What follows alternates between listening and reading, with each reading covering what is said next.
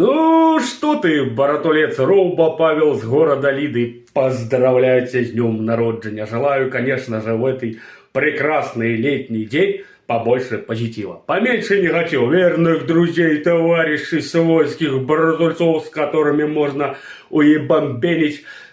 Хлебницы желательно, а можно и не хлебницы. Что любить? Счастья, удачи, здоровья, успеха, процветания, благополучия, уюта, тепла, чага, чтоб тебя любили, чтоб ты любил, бейбочек-то побольше.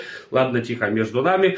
Ну, чтоб всегда были на звонку одна, вторая, третья, с кем-то пошубуршаться, кому-то душу излить, кого-то якую-то в ресторан сводить, якую-то в клубешник поклубиться. Всегда бейбочки, всегда свойские должны быть, как говорится, у записной книги. Тебе исполнилось 43 года. Что такое 43 года? 43 года.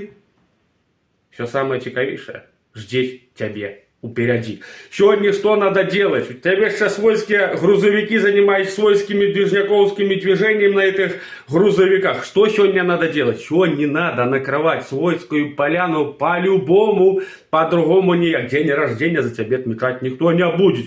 Все самое вкусное на стол: кракука, хуякука, сальце, мясце, подрезочка, бульба парена, бульба жарена, огурцы, помидорчики и так далее.